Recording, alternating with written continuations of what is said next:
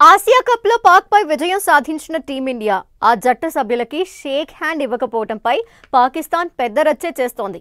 అసలు క్రీడా స్ఫూర్తికి విరుద్ధంగా టీమిండియా బిహేవ్ చేసిందని గగ్గోలు పెడుతోంది. మ్యాచ్ రిఫరీని సస్పెండ్ చేయాలంటూ డిమాండ్ చేస్తోంది. ఇంతకీ అసలు ఇతర టీం ప్లేయర్లతో షేక్ హ్యాండ్ చేయాలనే రూల్ ఏదైనా ఉందా?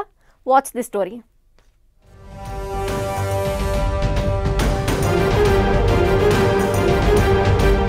నో హ్యాండ్ షేక్ అయిన ఇంటర్వ్యూ. ఆసియా కప్లో టీమిండియా ప్రవర్తనపై పాక్ గగ్గోలు. పాక్ క్రికెటర్లతో చేతులు కలపకపోవడంపై కలకలం.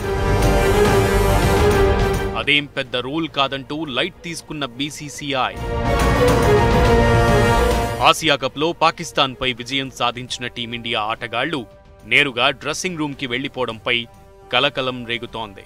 పాకిస్తాన్ ఆటగాళ్లతో కరచాలనం చేయకపోవడంపై పీసీబీ నిరసన తెలియజేసింది. ఇలా చేయడం క్రీడాస్ఫూర్తికి విరుద్ధమంటూ పాకిస్తాన్ క్రికెట్ కంట్రోల్ బోర్డు గగ్గోలు పెట్టింది. అయితే దాన్ని బీసీసీఐ లైట్ తీసుకుంది. అలా చేయాలని రూలేం లేదని తేల్చేసింది.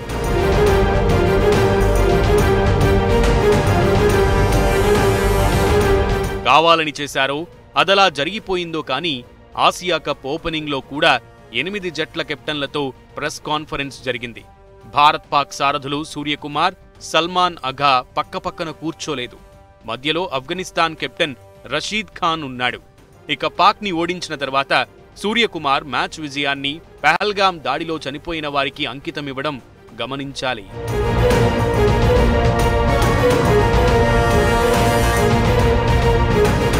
మరోవైపు భారత్ పాక్ మ్యాచ్కు రిఫరీగా వ్యవహరించిన ఆండీ పైక్రాఫ్ట్ను ఆసియా కప్ నుంచి వెంటనే తొలగించాలని పాక్ క్రికెట్ బోర్డు డిమాండ్ చేసింది. టాస్ సమయంలో సూర్యకుమార్తో కరచాలనం చేయవద్దని పాక్ కెప్టెన్ సల్మాన్ అఘాకు మ్యాచ్ రిఫరీ ఆండీ పైక్రాఫ్ట్ సూచించడమే ఇందుకు కారణం.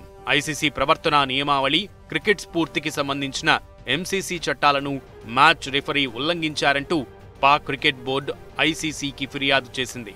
పాక్ ఆరోపణల సంగతి ఎలా ఉన్నా టీమిండియా ఫ్యాన్స్ మాత్రం పాక్పై మ్యాచ్ గెలవడమే తమకి అసలైన మజా అంటూ ఈ వివాదాలను పక్కన పెట్టేసినట్లు కనిపిస్తోంది.